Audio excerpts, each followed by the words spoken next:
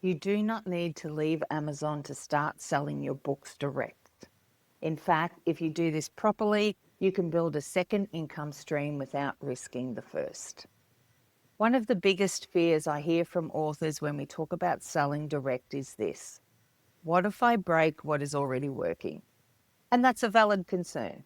If you have books in Kindle Unlimited or you are making consistent sales through retailers, the last thing you want to do is disrupt that. So what most authors do instead is nothing. They stay fully dependent on platforms, they keep sending every reader away, and they put off building something of their own because it feels like an all or nothing decision. But here is the shift I want to introduce today. This is not about replacing your current sales, it's about adding a second layer to your business. When authors hear sell direct, they often picture a big, complicated transition. There's new systems, new tech, new processes, and underneath that is a quiet fear: what if I lose income while I figure this out? So authors wait. And while they are waiting, something else is happening. Every reader they bring in goes straight into a system they do not control. The reader buys once, maybe they come back, maybe they don't, but the author has no real way to guide what happens next. And this is the part that's costing you, not just in money, but in momentum. Because every time you send a reader away, you are starting again. So let's make this simple. You are not replacing retailers, you're repositioning them. So retailers become discovery and distribution, and your store becomes conversion, retention, and expansion. And the way you do this is not by flipping a switch, it's by starting small. Let me show you what that looks like in real terms. I have a couple of examples for you. So the first one is the one book start. You have a series, book one stays exactly where it is. It could be Amazon, it could be Wide, wherever you are selling now. But instead of sending readers to retailers for book two, you offer book two direct. And you give readers a reason. It could be a bonus chapter, an extended epilogue, a reader-only scene. Now you are not removing anything, you are simply adding an additional part. Here's another example. You keep your retail version exactly the same, but your direct version includes things like behind-the-scenes notes, author commentary, a character dossier, a map or a visual. So now the reader has a choice. Retail is the standard experience. Your store is the enhanced experience. It's the same book, but it has different value. Here's another example. Instead of selling one book at a time, you create a simple bundle. Could be books 1 to 3 as a set. So this becomes like a starter pack for your series. Your store makes this easy to happen.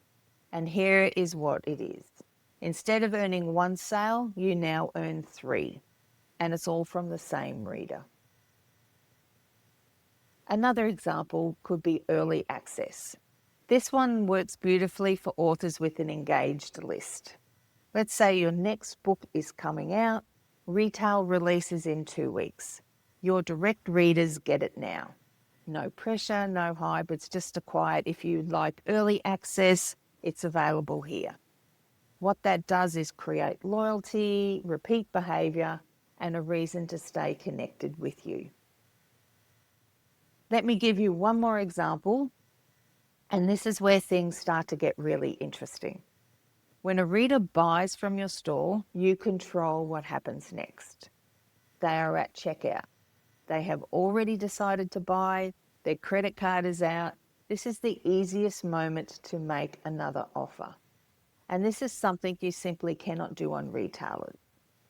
For example, a reader buys book 1. On the next screen, you might say, would you like books 2 and 3 as a bundle for a special price? Or you might want to say, add the rest of the series now and save 30%. Or, prefer to listen, add the audio book version now. You can offer the audio at its regular price or at a discounted price. It's up to you. And here is what happens. A percentage of readers will say yes. You did not have to do any extra marketing, no extra ads, and no extra effort apart from the initial setup, just one time. It's a better system. So instead of one sale, you now have 2, 3, sometimes 4 books sold in a single transaction to the same reader in the same moment. It's a different outcome. And this is why I say that retailers give you one sale, your store allows multiple. Now let's look at the two approaches side by side. The all or nothing approach. I need to leave platforms completely. I need a full store set up before I start. I need everything perfect. What happens? You do nothing, or you start and stop, and it feels overwhelming. The phased approach, though, is more one around I will start with one book. I will test one pathway. I will learn as I go. What happens? You build confidence, you learn what your readers respond to, and you start to see sales coming through your own system. One is heavy, one is doable. This is usually the point where authors either keep doing what they have been doing, sending every reader away, starting again each time, and hoping something changes. Or they decide to start keeping a percentage of those readers and build something that grows over time. If you were sitting there thinking, I can see how this would work, I just need to know how to set it up properly for my books, then the next step is simple. Join your signature Get My Book Out There marketing system using the link below. Inside, we map this out for you, not in theory, but for your books, your genre, and your current setup. So you're not guessing, you are building. This is not about making a big move. It is about making a smart one. You do not need to replace your current income. You need to start building a second one. Because the moment you do, your business starts to change. You stop relying on one system and you start owning part of the process.